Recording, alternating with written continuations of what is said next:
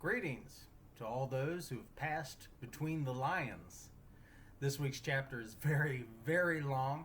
I timed reading it to myself and it landed in at over 20 minutes long. I paused quite a bit to think a lot and read the footnotes and annotations that are in the book, but even at 15 minutes, it is still a long time to listen to a reading unless you're used to it. If you're used to audiobooks, then this shouldn't be anything for you, but for those of us that don't listen to audiobooks, 20 minutes sitting listening is quite a long time, so I'm going to try and keep my comments short today. And for the sake of the length of this broadcast, I'll give just a few short thoughts before diving into chapter 9. Today we enter into the Palace Beautiful. In order to get to the Palace Beautiful, one must have received your cloak, your scroll, and you must have been relieved of your burden and sealed.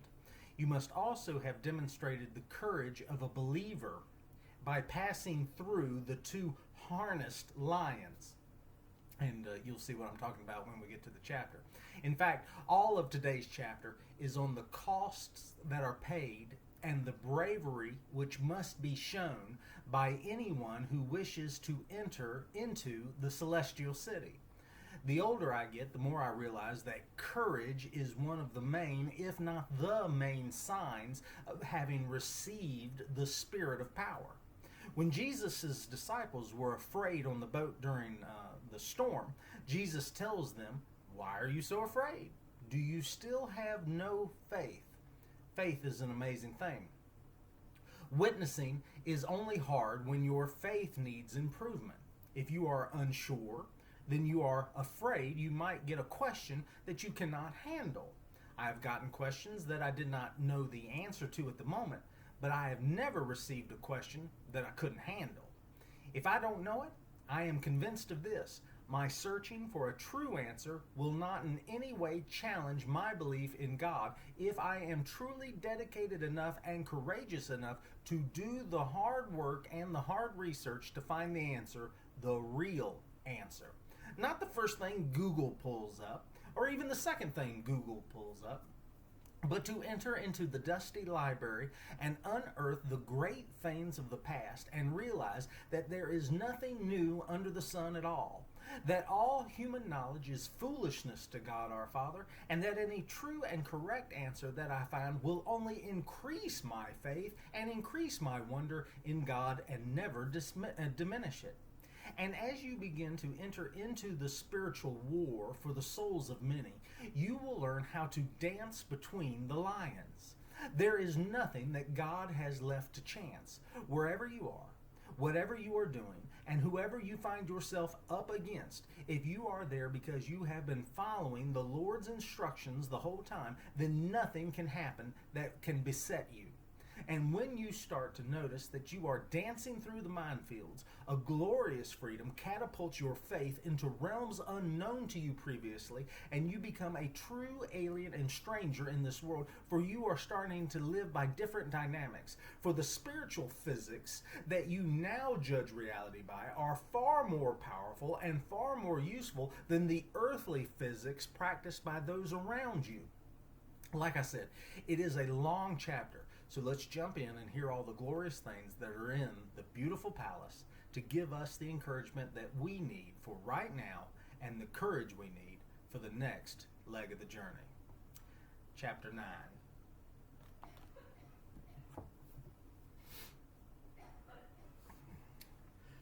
So I saw in my dream that he made haste and went forward, that if possible he might get lodging there. Now before he had gone far, he entered into a very narrow passage, which was about a furlong off the porter's lodge.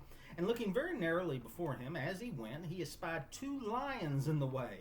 Now, thought he, I see the danger that mistrust and timorous were driven back by. The lions were chained, but he saw not the chains. Then he was afraid, and thought also himself to go back after them, for he thought nothing but death was before him. But the porter at the lodge, whose name is Watchful, perceiving that Christian made a halt as if he would go back, cried unto him, saying, Is thy strength so small? Fear not the lions, for they are chained and are placed there for trial of faith, where it is, and for discovery of those that have none. Keep in the midst of the path, and no hurt shall come unto thee. Then I saw that he went on trembling for fear of the lions, but taking good heed to the directions of the porter, he heard them roar, but they did him no harm. Then he clapped his hands and went on till he came and stood before the gate where the porter was. Then said Christian to the porter, Sir, what house is this, and may I lodge here tonight? The porter answered, This house was built by the Lord of the Hill, and he built it for the relief and security of pilgrims. The porter also asked whence he was and whither he was going. I am come from the city of destruction, and am going to Mount Zion. But because the sun is now set, I desire, if I may, to lodge here tonight. What is your name? My name is now Christian, but my name at first was Graceless. I came of the race of Japheth, whom God will persuade to dwell in the tents of Shem. But how doth it happen that you come so late? The sun is now set. I had been here sooner, but that wretched man that I am, I slept in the arbor that stands on the hillside. Nay, I had notwithstanding that been here much sooner, but that in my sleep I lost my evidence, and came without it to the brow of the hill, and then feeling for it, and not finding it, I was forced with sorrow of heart to go back to the place where I slept, my sleep, where I found it, and now I am come. Well, I will call out one of the virgins of this place, who will, if she likes your talk, bring you in to the rest of the family, according to the rules of the house. So watchful the porter rang a bell, at the sound of which came out of the door of the house a grave and beautiful damsel named Discretion, and asked why she was called. The porter answered, This man is on a journey from the city of destruction to Mount Zion, but being weary and benighted, he asked me if he might lodge here tonight. So I told him I would call for thee, who, after discourse had with him, mayest do as seemeth thee good, even according to the law of the house. Then she asked him whence he was, and whither he was going, and he told her. She asked him also how he got into the way, and he told her. Then she asked him what he had seen and met with in the way, and he told her. And at last she asked his name. So he said, It is Christian. And I have so much the more desire to lodge here tonight, because by what I perceive, this place was built by the Lord of the Hill for the relief and security of pilgrims. So she smiled, but the water stood in her eyes. And after a little pause, she said, I will call forth 2 or 3 more of the family. So she ran to the door and called out Prudence, Piety, and Charity, who after a little more discourse with him, had him into the family.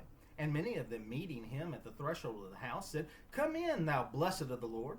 This house was built by the Lord of the Hill on purpose to entertain such pilgrims in.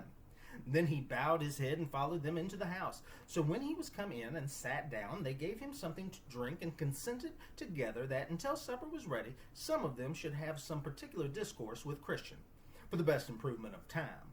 And they appointed Piety, Prudence, and Charity to discourse with him, and thus they began.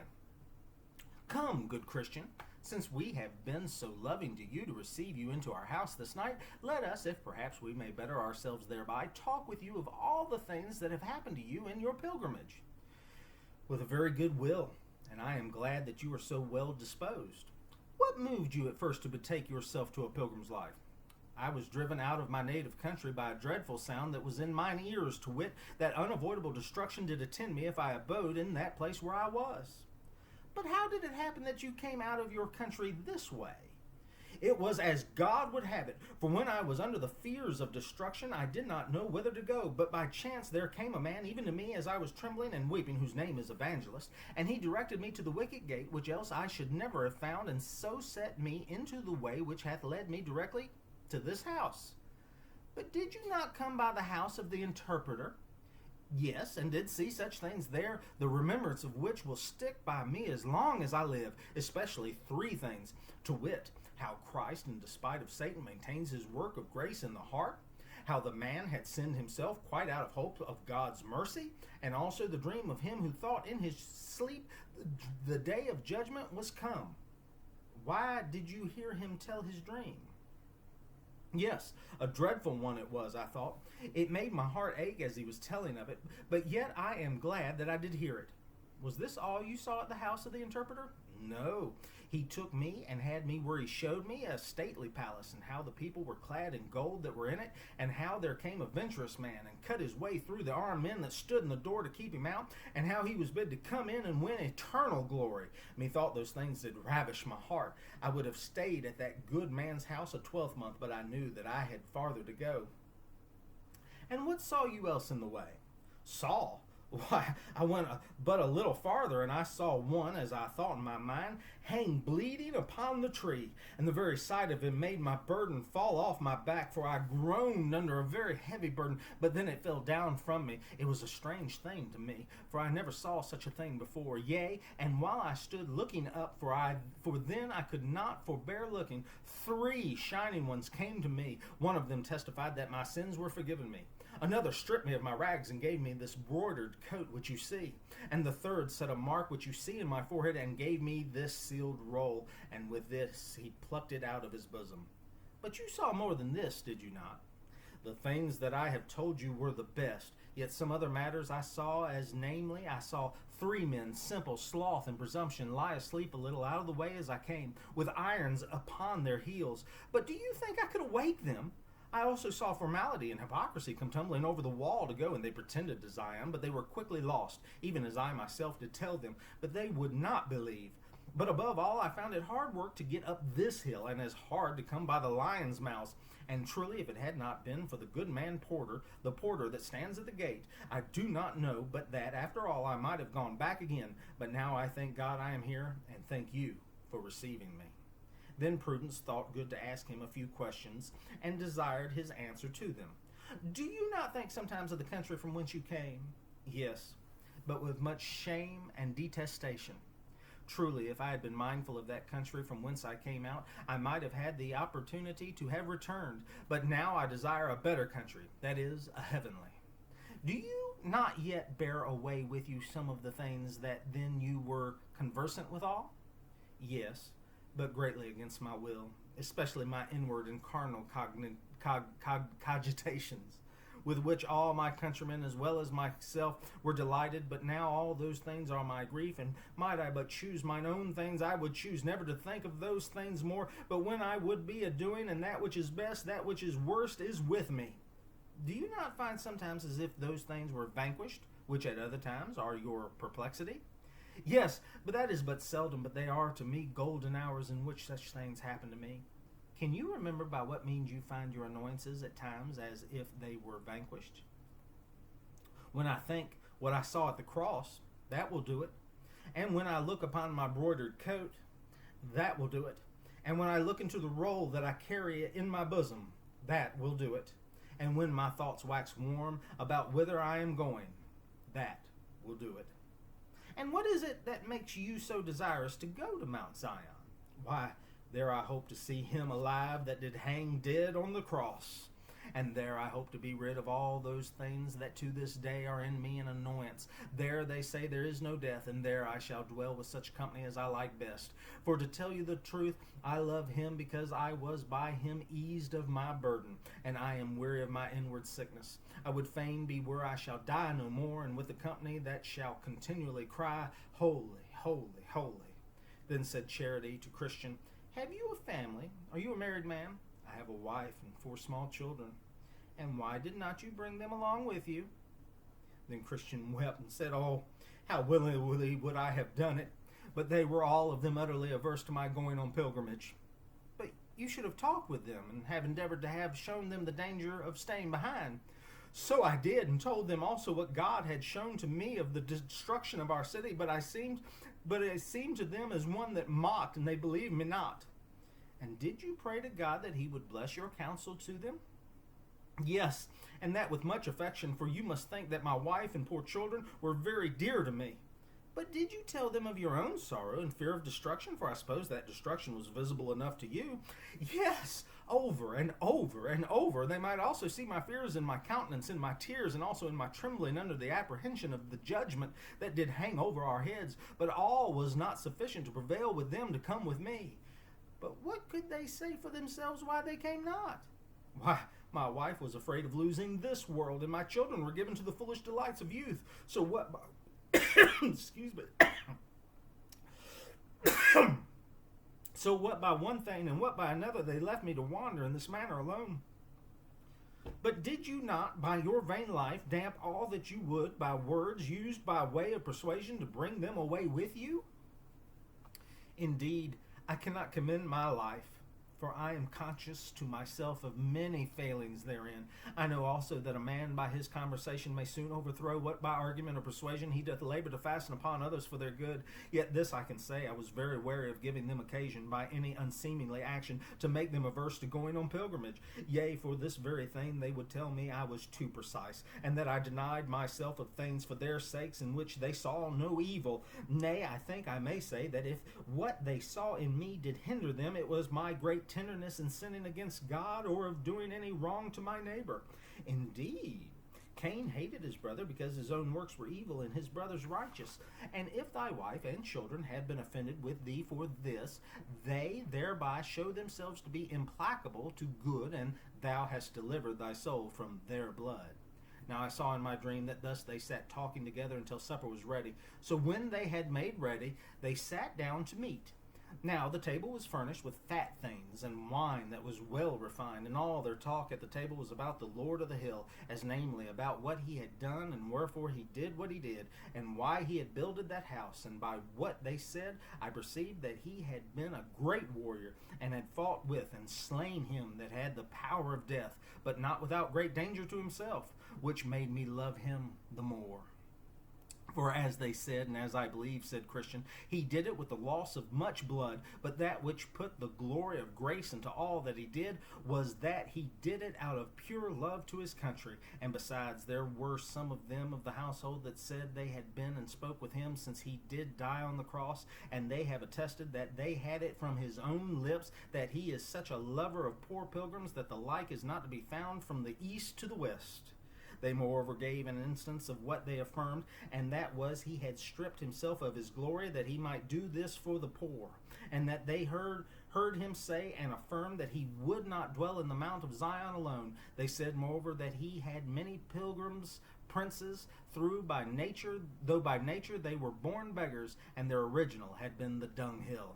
Thus they discoursed together till late at night, and after they had committed themselves to their Lord for protection, they betook themselves to rest.